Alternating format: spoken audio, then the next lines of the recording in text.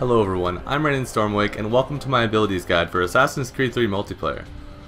This is going to be a 3-part guide, so make sure you check the description for parts 2 and 3.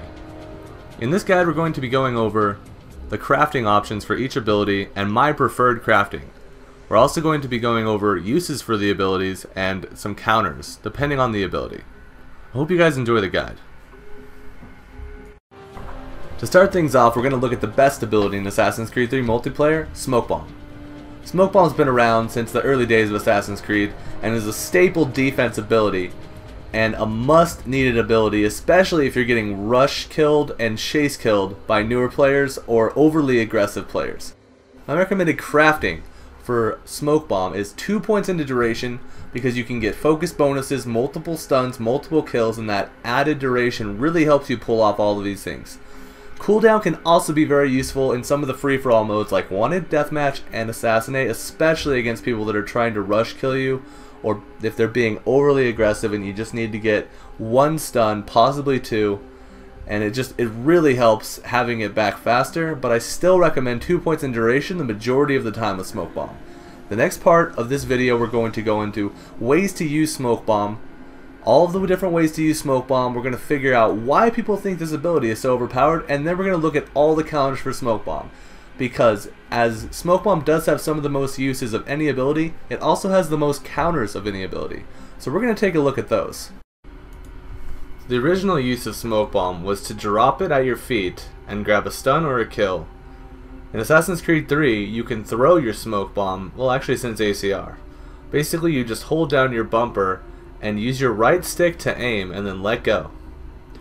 Right here you'll see me use my Smoke Bomb in combination with a knife and a shield to grab 1 stun, and as the second pursuer comes to kill me, I drop my Smoke Bomb and grab a second stun. Smoke Bomb can be used offensively and a lot of people frown upon this, but I'm going to show you a few cheap ways to use Smoke Bomb to grab a focus bonus and a really good kill. As you can see here, I got a focus grab kill and I'm about to get a focus hidden silent kill. Here I'm going to drop a Smoke Bomb from the edge of a roof, hit someone on a bench, correctly identify them, and get a focus acro. Basically the last person who gets up off of the bench is the correct target.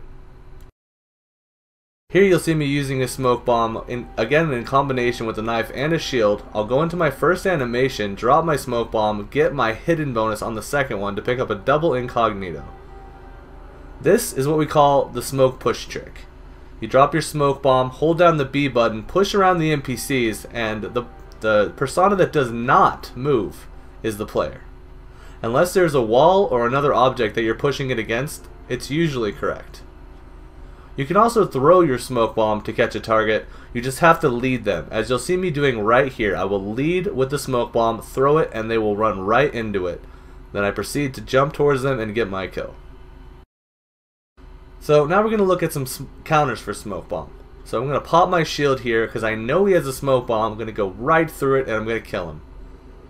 Here, I'm going to wipe.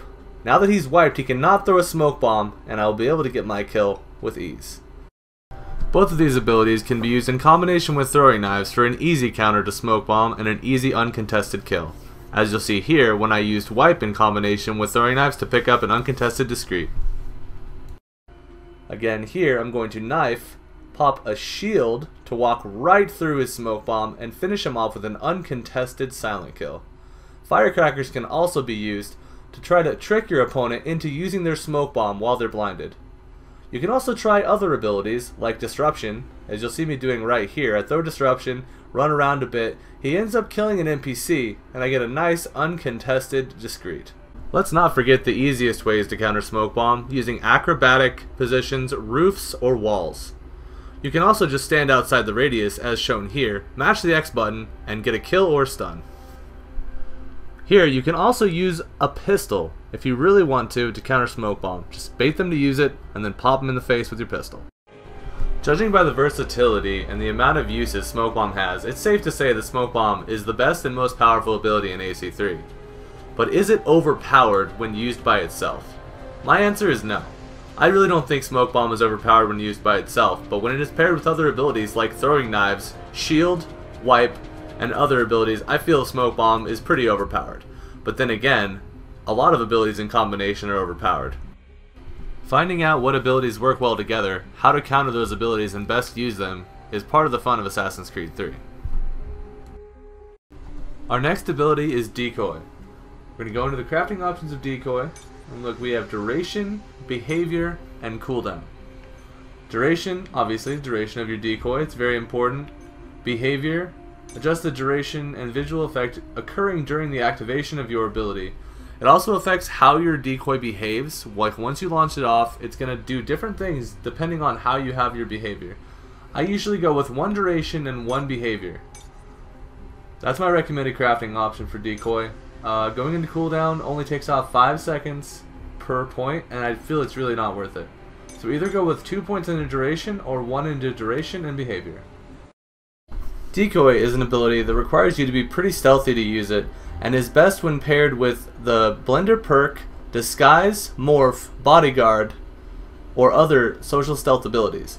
Here I'm using Disguise, and I'm going to completely fool my pursuer by letting off my decoy when he is right next to this blended group.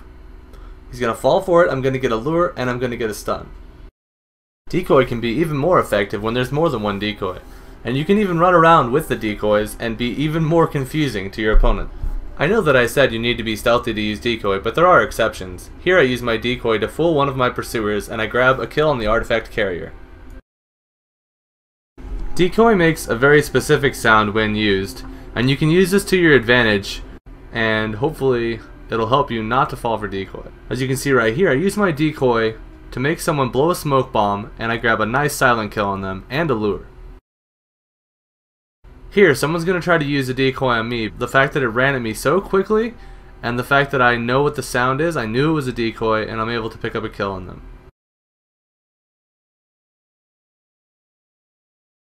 Here, again, the person uses a decoy, but it randomly runs off in the other direction.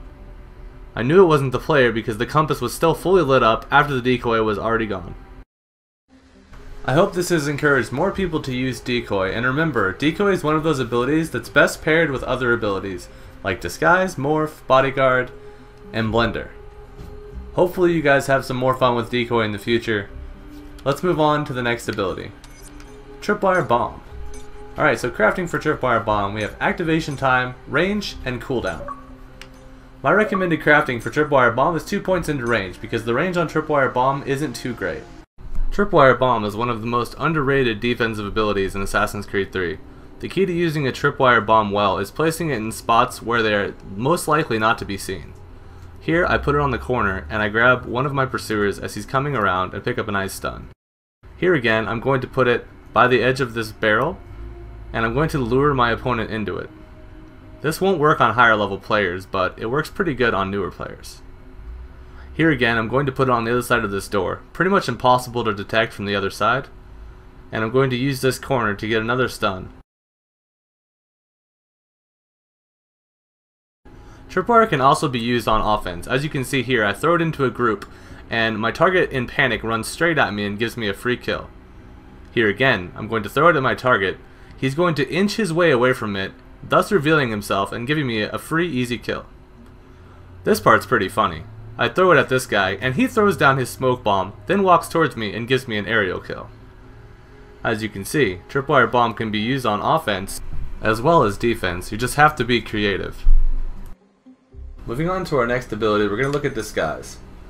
Crafting options for Disguise are duration, exposure time, and cooldown. My preferred crafting for Disguise is 2 points into duration, but 2 points into cooldown is pretty good as well, so it's really up to you. To correctly use the Disguise, there are a few things you need to learn. The first of which is learning to walk like a civilian. Walking like a civilian is pretty tough to learn, but once you get it down, it can be really useful when you're using Disguise. Basically, you want to alternate from walking slow to walking fast, and you can even spin around, anything to try to look like a civilian. The next most important thing is learning to walk the civilians' paths. If you take a look at the civilians on each map, they will walk set paths. If you can learn those paths and replicate them, or walk in a hidden group like I am doing now, you're more likely to fool a person with your disguise and get off a successful kill or a successful stun, and you might get some lures along the way too. As you can see right here, I'm trying to walk a civilian path here, and even though that should have been obvious because I had my hand out. Because I was walking the right path and I had a disguise on, I still pulled it off. Sometimes with disguise, you can pull off some really amazing stuff. Here, I'm going to put off a poison. It's going to get intercepted, but that's okay because I'm still going to get 3 silent kills, the first of which was hidden. I hope you guys learned something new about disguise. The next ability we're going to look at is Money Bomb. And my honest advice to you is don't use Money Bomb, just use Firecrackers or Wipe because they do Money Bomb's job better than Money Bomb itself. But if you do want to use Money Bomb, there are some creative ways to use it, and my friend Talented Track has figured out a few of these. We're going to look at some clips of him using Money Bomb, just for fun. What's up, Assassins? I'm RaininStormwake, bringing you this week's top 3 Money Bomb plays of the week. We have Talented Track. He's popping Glimmer. He's popping down the Money Bomb. The civilians are going crazy. He got 1 stun. He's going to get 2 stuns. Very nice. Number 3 play of the week. At number 2, we got Talented Track again. He's going to Money Bomb. He's going to Glimmer. We got a guy coming in. He rolls. He kills a civilian. Talented's going to get a stun. He's going to run over. He's going to get another stun. Very nice number 2 play by Talented Track. At number 1, the top play of the week. For top 3 Money Bomb plays of the week, we're going to have Talented Track again. He's going to stun not 1, not 2, but 3 people with his Money Bomb, ladies and gentlemen. Alright, that concludes part 1 of my abilities guide for Assassin's Creed 3. Stay tuned for part 2 and 3. The links will be in the description. Thanks for watching, guys. Take it easy.